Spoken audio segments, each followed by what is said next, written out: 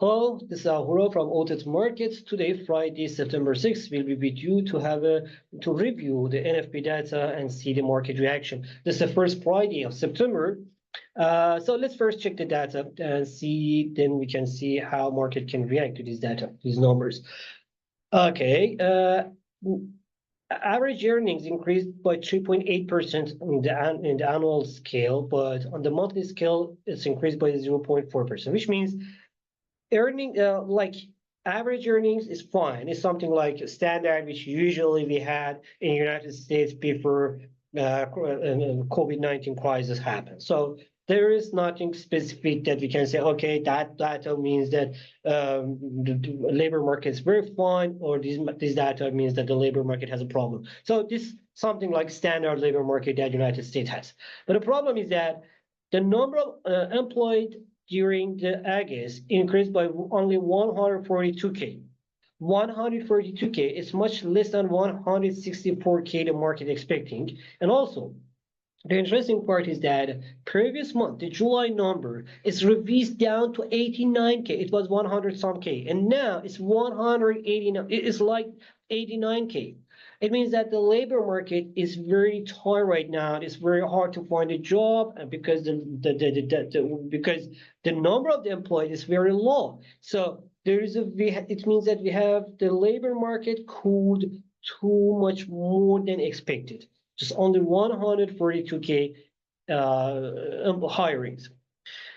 That hirings dropped down actually the unemployment rate from 4.3% to 4.2%. That's something good, but anyway, 4.2% unemployment rate, it was expected. It's not a surprise. The surprise was in the very low hired numbers, especially this right now is like just we have less than 2 months to November.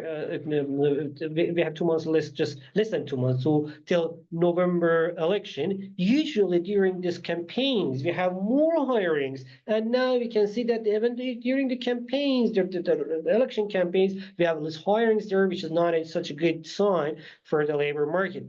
And but still good that we have the participant rate at 62.7%. That's something fun. We can say that, okay, there are more people who are interested, but still more people are either they have a work, either they have a job, either they are interested to find a job. But still, that means that the labor market is cooling. So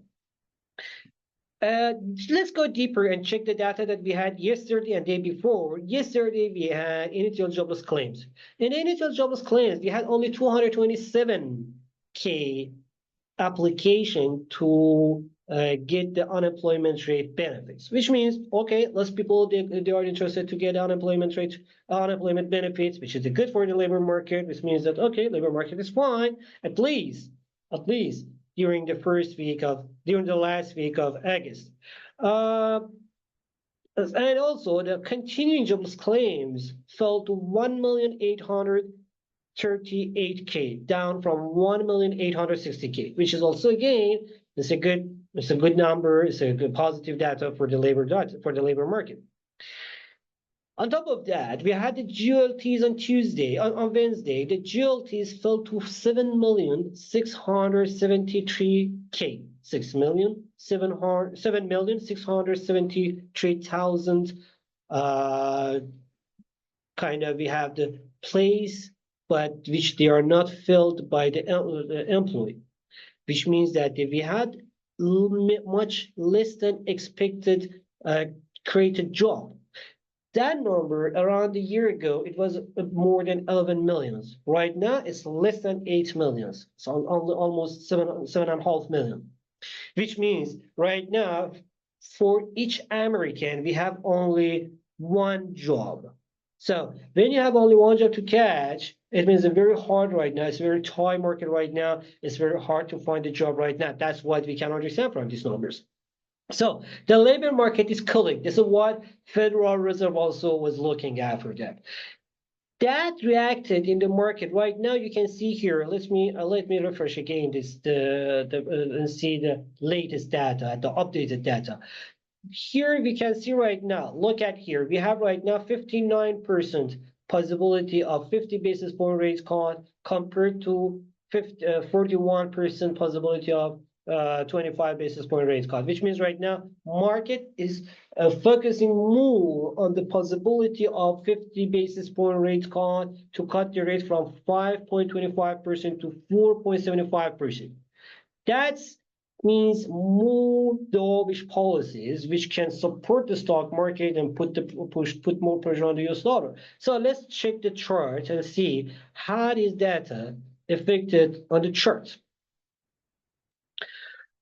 This is this is Nasdaq chart. You can see here the Nasdaq is getting the benefit out of that. Why? Because lower that when you're talking about a 50 basis point rate cut, it means that the lower rates and the lower rates means that the more people they can get the loans and they can invest on the stock market, they can invest on their businesses, so which is the good news for the stock market. But don't forget that this good news is coming from the bad news. I mean, the base of this good news is the bad data.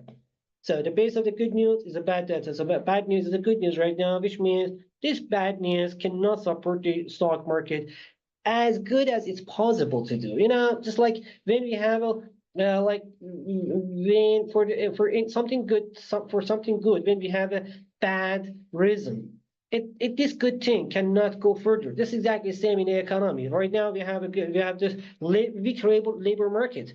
So the reason of more higher rate cut or bigger rate cut is because of the weaker labor market. When you have a labor market weaker, it means that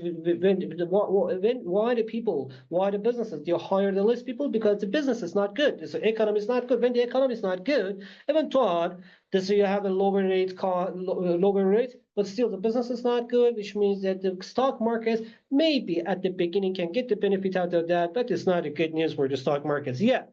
So positive reaction at the beginning, but how far it can go is under question. As we talk for the US dollar, when we are talking about the more dovish policies, it means that the more pressure on the US dollar. So yeah, the US dollar can get the pressure, pressure, and it's not a good news for the US dollar. But how far it can go further is another question again, because lower, I mean, at least this news means that US dollar cannot increase in the next days until until next week. At least we have the inflation data, but still it doesn't mean that we have more pressure on such a bigger pressure on the US dollar index as well. So US dollar index can be under pressure, but how far it can go lower is under question. But at least we know that higher increasing from these levels is very hard. So that news can be negative for the US dollar, but doesn't have that how far this negative, how deep this effect can be. It's depend on the market reaction, on the speeches that we have in next week on Monday and Tuesdays from the Fed speakers. That depend on them. As if we talk for the stock market, let's check the S&P 500 chart as well. This is the same thing we can see in the S&P 500 chart. Here is the S&P 500 chart. We can see that okay, stock market's increasing, but how far that can increase again at all? This depends on the market reaction, but still the reason of the positive reaction is a negative news. So I don't see that any specific reason to say that the stock market can increase further.